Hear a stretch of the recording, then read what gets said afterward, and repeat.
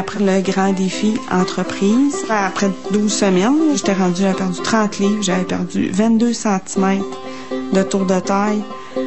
Puis mon gras avait baissé de, je pense que c'était 18%. Ça m'a vraiment fait un choc, mais un bon choc, là.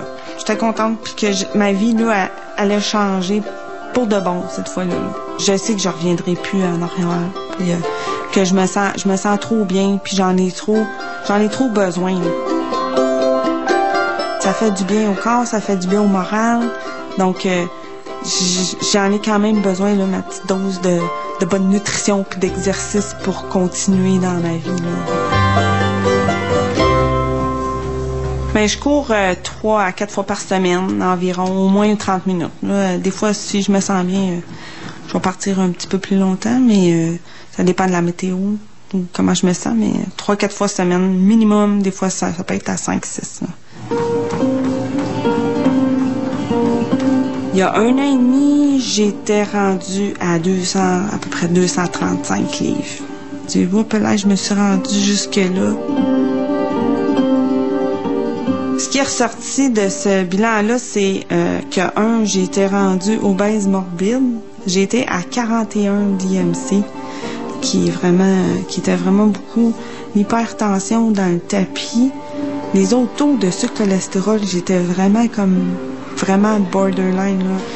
Donc, ça a vraiment réveillé des affaires que c'était pas rare, là. J'avais pas le goût de mourir dans la prochaine année ou dans les prochains 5 ans. Ça m'a fait peur, puis ça m'a fait penser aussi à plus tard mes enfants. J'ai des jeunes enfants, j'ai un mari que je vais être là pour eux autres, là. Je veux dire, je voulais pas manquer ça, là. Ça m'a fait peur, ça m'a fait vraiment peur.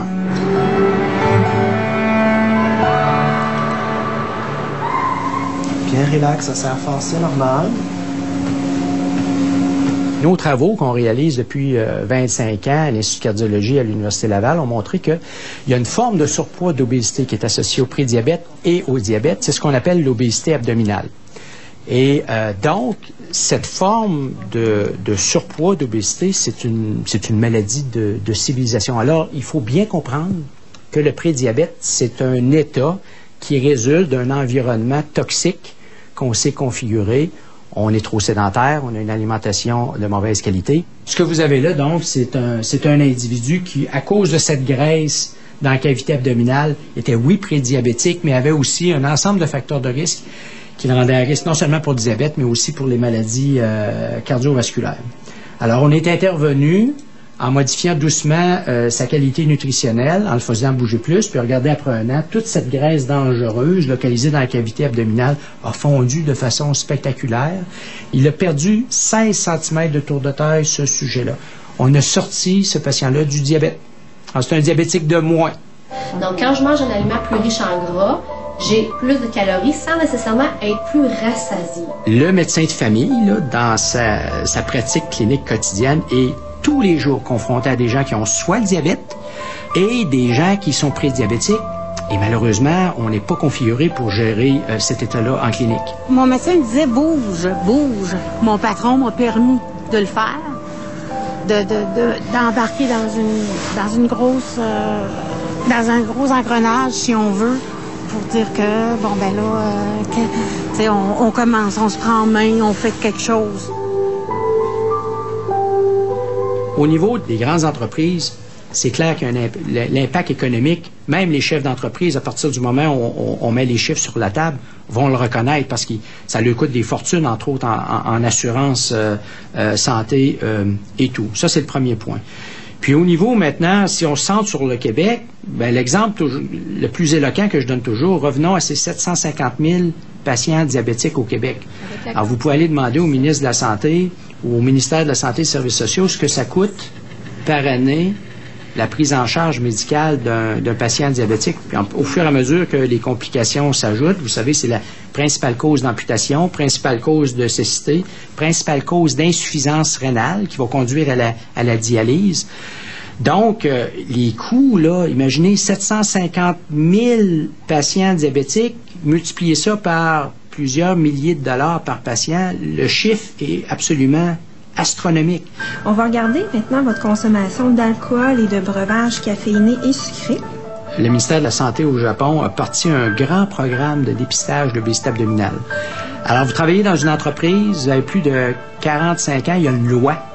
Vous devez vous faire évaluer. On va mesurer votre tour de taille, votre profil de risque. Et si on vous trouve justement un état de pré-diabète, parce que vous avez de l'obésité abdominale, vous êtes référé à une filière où on va justement vous appuyer dans votre démarche de recalibrer vos habitudes alimentaires et d'activité physique.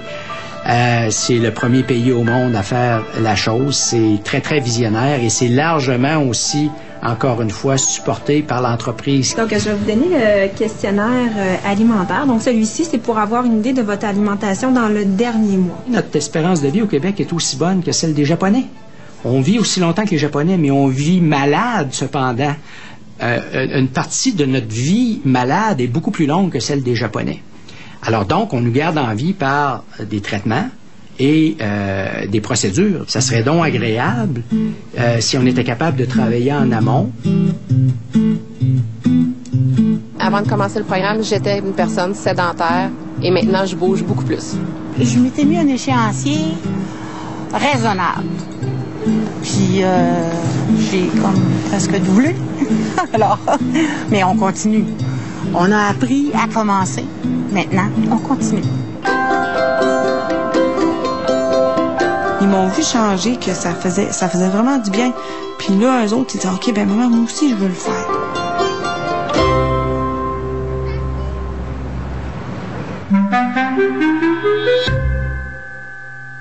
Il s'agit vraiment d'une excellente initiative. C'est un programme, il faut le dire, qui a été créé par Pierre Lavoie. Moi, je suis une fan de Pierre Lavoie et je suis pas la seule. On lui doit plusieurs levées de fonds et bien des programmes de remise en forme au Québec. Et c'est un programme dont les coûts sont entièrement assumés par les entreprises. Et à 300 $ par employé, ces coûts-là sont loin d'être négligeables. Je pense qu'il faut féliciter les dirigeants d'entreprises qui ont choisi d'investir dans le bien-être de leurs employés parce que le retour sur l'investissement n'est certainement pas immédiat. Il y a même des endroits, Georges, où on embarque tellement dans le programme qu'on fait tirer parmi les groupes qui participent des voyages. Te connaissant, je soupçonne que tu as beaucoup apprécié ce que tu viens de voir. En fait, c'est une piste de solution extrêmement intéressante pour éviter ce qu'on appelle, ce que tu dénonces d'ailleurs, la surmédicalisation. Oui, effectivement. Moi, ça me désole de voir qu'on est rendu à une époque où on ne se contente plus de traiter les maladies avec des médicaments. Quand on n'invente pas des maladies carrément comme l'andropause, par exemple, et il y en a d'autres, on essaie de prévenir des maladies en prescrivant, encore une fois, des médicaments. Et le diabète ne fait pas exception à ça. Il y a plusieurs médicaments qui ont été testés pour essayer d'empêcher ce qu'on appelle le prédiabète de progresser en diabète franc. Sans aucun résultat. Ça a été un échec total. Oui. La seule façon d'empêcher le diabète de se déclarer, c'est en faisant ce qu'on vient de voir. Exactement.